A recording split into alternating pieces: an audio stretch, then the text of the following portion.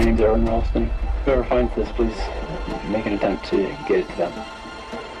Trapped 12 feet deep between rocks, this man is waiting for the last few moments of his life. For the past 100 hours, he has been sitting alone in Canyonlands National Park in the U.S. with his hand trapped under a 360 kilograms, 800 pounds boulder. In this desolate valley, there is no one to hear his screams, nor does he have any way to call for help. After fighting for his life for 5 days, he finally picked up his camera with one hand and started recording his final moments, so that after he was gone, the world could know what really happened in the narrow canyon of Blue John Canyon. Welcome back to ALGEM TV videos, viewers. Aaron Ralston was born on October 27, 1975, in Marion, Ohio. He was only 12 years old when he started participating in sports like skiing and backpacking in his high school. Soon, his passion grew, and he started learning other adventure sports like rafting and hiking. He was so attached to adventure sports that Aaron left his 9-to-5 job and started devoting all his time to adventure sports. After quitting his job,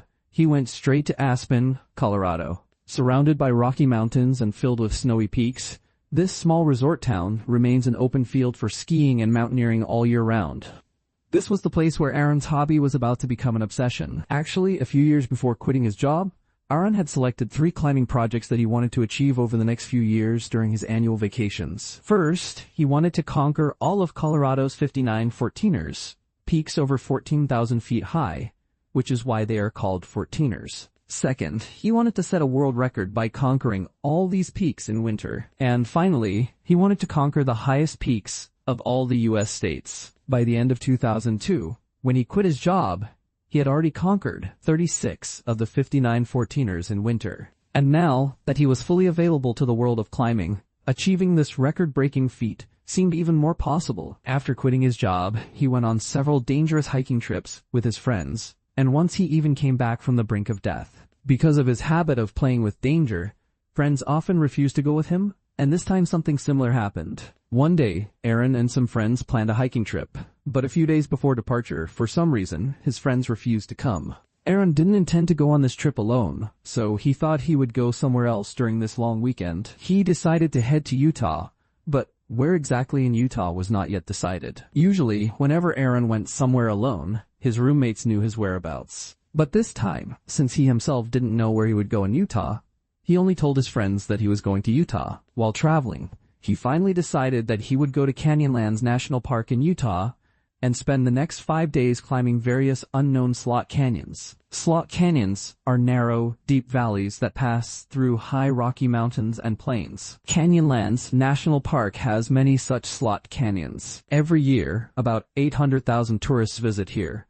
But because this national park is spread over thousands of square kilometers, 95% of its areas remain completely desolate and deserted. One such unknown canyon was named Blue John Canyon. On Saturday, April 26, 2003, Aaron arrived at Canyonlands National Park around 9:00 a.m. He parked his truck on a dirt road about 15 miles from Blue John Canyon, and from there, he rode his bicycle toward the canyon. Aaron packed only for a single day, including 2 burritos, 4 liters of water, and a little climbing gear. Then, pedaling fast, he reached the entrance of Blue John Canyon. From there, his hike began. By around 2:30 p.m., Aaron had gone 7 miles inside the canyon. After another 15 minutes, he started descending into the canyon's depths. From above, this canyon looked about 11 to 12 feet deep. The edges were getting even narrower like a drain, and large boulders were stuck between these walls. Aaron began descending very carefully, placing 1 step at a time on the rocks. Ahead, he found a boulder the size of a bus tire. The plan was for Aaron to hang from this boulder and jump to the canyon floor. Moving forward cautiously, he grabbed the lower edge of the boulder, but before he could put his full weight on it, he heard the boulder starting to slip. He immediately realized the boulder was moving, let go of it, and jumped straight to the canyon floor. His landing was a bit harder than he had imagined, but he landed in the canyon without any injury. But the next moment, that same boulder slipped and fell directly onto Aaron's right arm. For the next several minutes, a panicked and terrified Aaron screamed loudly from the intensity of the pain and kept trying to free his arm. But after a while, the reality began to dawn on him that this wasn't going to be so easy. To comfort himself a little, he quickly took out his water bottle from his bag and drank most of the remaining 1 liter in just 3 gulps. But right then, he realized that he didn't know how long he was going to be trapped here. Now he would have to use the remaining water carefully. After calming his senses a bit, Aaron started thinking of a way to free his arm, which had already turned blue due to lack of blood circulation. If he didn't do something soon, he could lose the arm. First, Aaron took out all his gear and saw what things could help him get out. He didn't have a cell phone, which meant he couldn't call anyone for help. From his bag, he took out a CD player, some batteries, a camera, a headlamp, some ropes, a carabiner, and a multi-tool device. Looking at his gear, he figured he had only 3 viable options. Either use his multi-tool to try and break the boulder from its edges, use the ropes to create a pulley system to lift the boulder, or the third and most difficult option, cut off his own arm. Obviously, he didn't want to think about this last option. He immediately took out the knife from his multi-tool and started chipping away at the boulder. Hours passed. Daylight turned into night's darkness, but not even a corner of the boulder moved or broke. The entire night passed in this effort, and by the next morning, aside from a few small fragments of the boulder, he hadn't broken anything significant. He immediately turned his attention to the second plan. Now he had to create a pulley system so he could lift the boulder. With great difficulty, using one hand, he hung the pulley from a rock on the wall and looped the rope around the fallen boulder. The advantage of a pulley is that it requires less force to lift any weight. He thought maybe with the pulley, even if he could lift the boulder slightly, he could free his arm. But no matter how hard he tried with one hand, he couldn't. After several more hours of failed effort, Aaron went back to chipping away at the boulder. But once again, no significant result. By 3 a.m. the next day, Aaron had been trapped in the canyon for 24 hours. When he saw all his efforts failing, he picked up the camera and recorded a video message. "It's Sunday, 3:05. I've been trapped in Blue John Canyon for 24 hours. My name is Aaron Ralston. Whoever finds this video, please, for God's sake, get it to my parents." Aaron then shows his crushed arm under the boulder to the camera and recounts all his efforts over the past 24 hours. After that, with tearful eyes, he says goodbye to his family. The next morning, he was completely exhausted by hunger, thirst, and pain. Finally, he started thinking about his last option. What if he cut his arm off to free himself from the boulder? His condition was so dire that he was ready to lose his hand to escape death. The first thought that came to his mind when thinking about cutting off his arm was blood loss. He had an idea that he could use his water drinking tube as a tourniquet to reduce blood flow. But the real obstacle was his knife, which he would have to use to cut his arm. That small knife on his multi-tool was already dull, which would make this task extremely painful. Moreover, cutting through the bone with that knife was practically impossible. By 5 the next morning, he had been trapped in the canyon for about 68 hours. His body was slowly giving up due to hunger and thirst. The last few drops of water in his bottle were gone.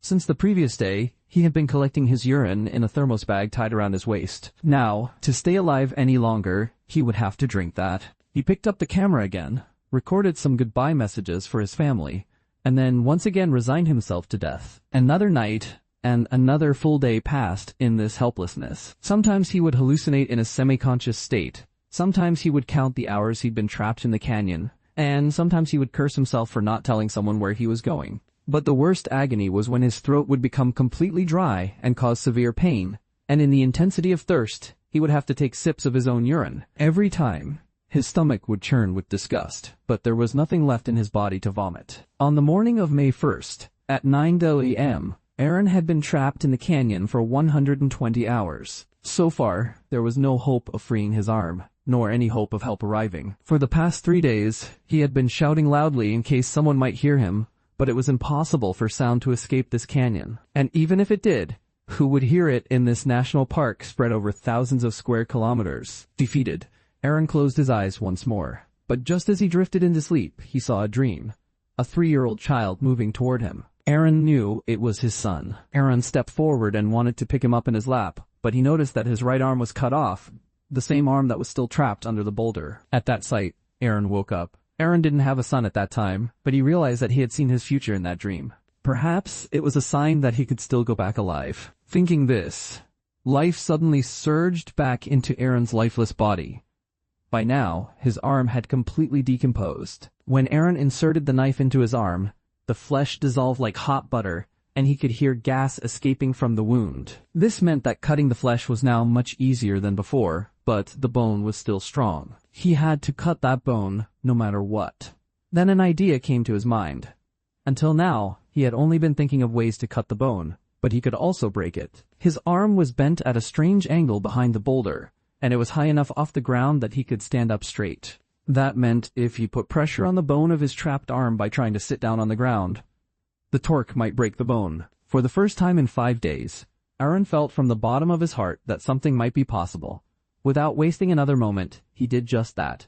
He finally managed to break the bone. Then, using the same knife, he cut through the rest of his arm and freed himself. But the trouble wasn't completely over yet. Before he bled out, he had to get out of the canyon and reach his truck, which was miles away. Tired, exhausted, and weak, Aaron crossed the uneven canyon walls and boulders with the help of only one arm and finally made it out. Just a little further ahead, he encountered a family on vacation.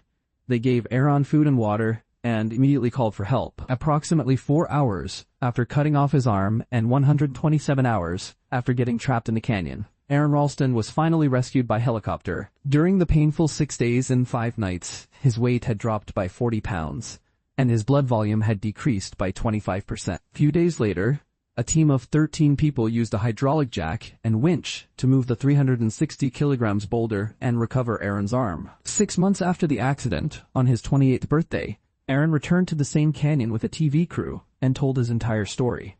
But this was just the beginning. In the coming years, Aaron became a celebrity and participated in many shows and events. His own book, Between a Rock and a Hard Place, became a bestseller in many countries. In 2010, a film named 127 Hours was made on his accident. The scene where Aaron is shown cutting off his arm caused many people to faint. In February 2020, his first son was born. The same son who had come to save him in his life's most difficult moment 7 years earlier. Immediately after his recovery, he restarted his plan to conquer all 59 14ers. In 2005, he became the first person to solo all those peaks in winter. Today, Aron Ralston not only continues climbing with a prosthetic arm, but he is also a corporate motivational speaker who charges several $1,000s for a single session lasting a few hours. In one of his speeches, remembering the accident, he said, "I lost my hand, but I regained my life." We hope that you will also like and share this video from ALGEM TV abundantly. Thank you so much for your loving comments.